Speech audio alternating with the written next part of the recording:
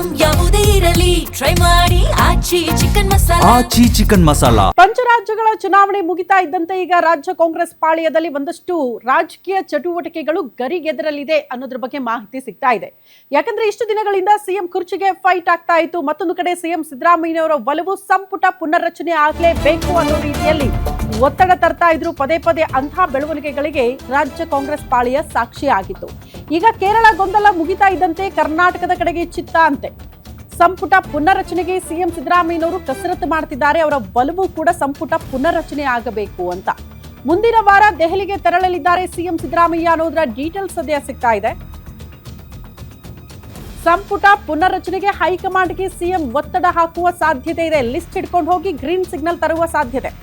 3 ಸಚಿವರಿಂದ ತೆರವಾಗಿರುವ ಸ್ಥಾನ ತುಂಬೋದಕ್ಕೆ ಸಿಎಂ ಸಿದ್ದರಾಮಯ್ಯ ಒಲವು ತೋರ್ತಿದ್ದಾರೆ. ಆ ಮೂಲಕ ಕಾರ್ಯವೈಖರಿಗೆ ಮತ್ತಷ್ಟು ಬೂಸ್ಟ್ ಕೊಡಬೇಕು ಅನ್ನುವಂಥ ನಿರ್ಧಾರ ಸಿದ್ದರಾಮಯ್ಯನವರಿಂದ.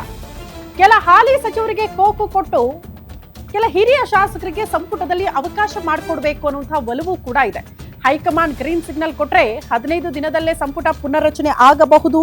15 ಜನ ಶಾಸಕರಿಗೆ ಏನಾದ್ರೂ ಅವಕಾಶ ಕೊಡ್ತಾರೆ. ಯಾಕಂದ್ರೆ ಈ ಶಾಸಕರ ಲಿಸ್ಟ್ ಕೂಡ ದೊಡ್ಡದಿದೆ. ಯಾರೆಲ್ಲ ಸಚಿವರಾಗಬೇಕು ಅಂತ ಕಾಯ್ತಿದ್ದಾರಲ್ಲ, 15ರಿಂದ 20 ಜನ ಎಲ್ರಿಗೂ ಕೂಡ ಕೊಟ್ಟು ನಮಗೊಂದು ಅವಕಾಶ ಮಾಡಿಕೊಡಿ ಅಂತ ಒತ್ತಡ ಹಾಕ್ತಿದ್ದಾರೆ. ಹಾಗಾಗಿ ಯಾರಿಗೆಲ್ಲ ಸಚಿವ ಸ್ಥಾನ ಸಿಗುತ್ತೆ ಅನ್ನೋದು ಕುತೂಹಲ.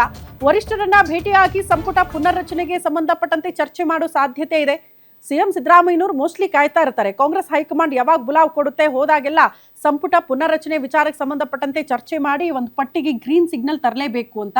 ಈ ಬಾರಿ ಆದ್ರೂ ಸಂಪುಟಕ್ಕೆ ಮೇಜರ್ ಸರ್ಜರಿ ಆಗುತ್ತಾ, ಸಿಎಂ ಸಿದ್ದರಾಮಯ್ಯನವರು ಅಂದ್ಕೊಂಡಿದ್ದಾಗುತ್ತಾ ಕಾದ್ ನೋಡಬೇಕು.